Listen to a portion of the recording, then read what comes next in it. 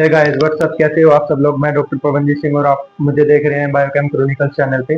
पिछले लेक्चर में अपनों ने किया था रिड्यूसिंग एजेंट और ऑक्सीडाइजिंग एजेंट के लिए एन फैक्टर को कैसे कैलकुलेट किया जाता है, और आज अपने देखने वाले हैं दो टेम्परेचर इंडिपेंडेंट कंसंट्रेशन टर्म्स। ठीक है, सबसे पहले टर्म आइए अपने देखते हैं परसेंटेज वेट बाय वेट।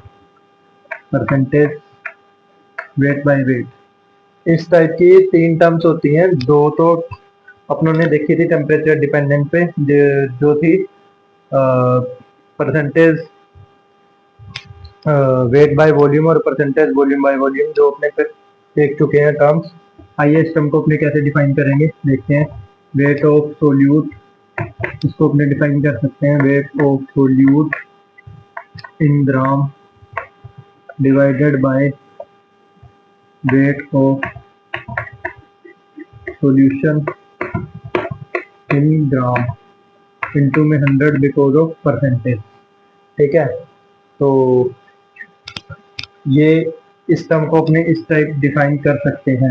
अब एक चीज नोट करने लायक है जो आपको हमेशा याद रखनी है। अगर आपको क्वेश्चन में परसेंटेज वेट बाय वेट दिया गया है और इनमें से कोई एक चीज पूछी है, ठीक है, तो आपको हमेशा लेट करना है वेट ऑफ सॉल्यूशन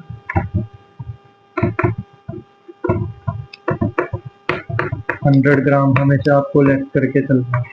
ठीक है, क्यों? क्योंकि ये परसेंटेज में है तो आपको 100 ग्राम से कंपैरिजन करना ही करना है, लेट करना है हमेशा। तो ये टर्म हो गई है फर्स्ट। अब अपने सेकंड टर्म देखेंगे, mole fraction.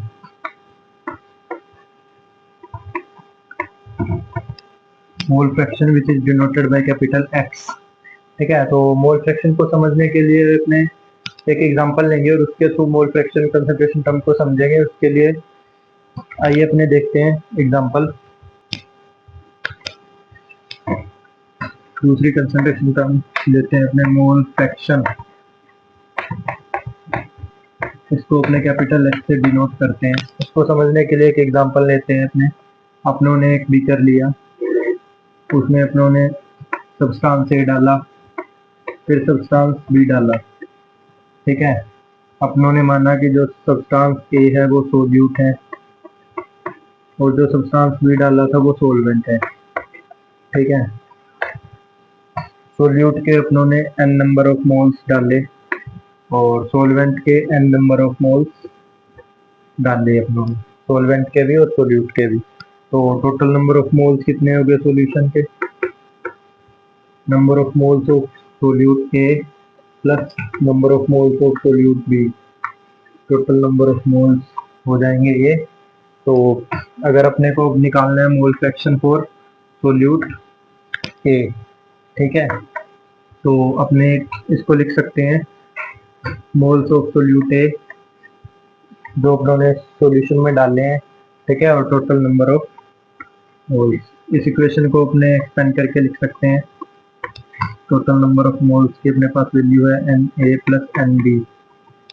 This is equation 1। अब अपने देखते हैं mole fraction for solvent B. ठीक है, इसको लिख सकते हैं अपने number of moles of solvent B in solution divided by total number of moles of solution. इसको अपने लिख सकते हैं number of moles of solvent and total number of moles को एक्सपेंड करके लिख देंगे। This is equation 2। ठीक है, तो आप स्क्रीनशॉट ले लीजिए। दो इक्वेशन निकल के आई थी, इक्वेशन 1 और इक्वेशन 2। अब अगर अपने उन दोनों इक्वेशंस को ऐड कर दें, x A plus x B, ठीक है, n A plus n divided by n A plus n B plus n B n A plus n B. ठीक है, तो यहाँ से एलसीएम निकल के आ जाएगा n A plus n B. तो अगर इस इक्वेशन को अपने सोल्व करेंगे तो n A x A plus x B is equals to 1 आ जाएगा।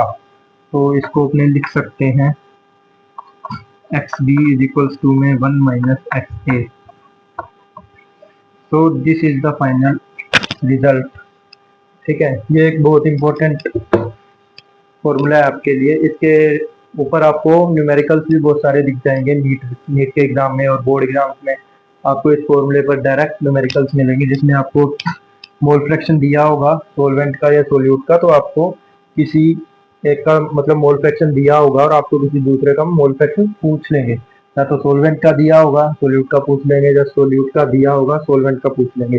तो आप इस इक्वेशन में वैल्यू डाल के इजिली आप उस न्यूमेरिकल को सोल्व कर सकते हो। तो इस इक्वेशन यानी कि इस फॉर्मूले को आप हमेशा याद रखें। This is so much important formula, ठीक है, for solving numerical related to mole fraction. ठीक है, तो ओके गाइस, आज के लिए अपने लेक्चर में इतना ही करेंगे। आज अपनों ने दो कंसंट्रेशन टर्म्स कवर की है, एक तो मोल फ्रैक्शन कवर किया अपनों ने और दूसरा परसेंटेज वेट बाय वेट। ठीक है, परसेंटेज वेट बाय वेट आपको इजीली समझ आ गया होगा।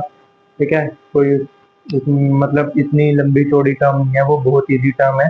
फिर अपनों ने देखा मोल फ्रैक्शन एक एग्जांपल के थ्रू, ठीक है, जिसमें अपनों ने एक बीकर लिया था, उसमें सब्सटेंस और सब्सटेंस भी डाला था, यानी सोल्यूट और सोलवेंट, उन दोनों के मोल फ्रैक्शन निकाले। ठीक है, फाइनल रिजल्ट अचीव किया आप लोगों ने और ये फॉर्मूला निकल के आया। तो this is so much important formula for solving numericals. ठीक है, थैंक यू।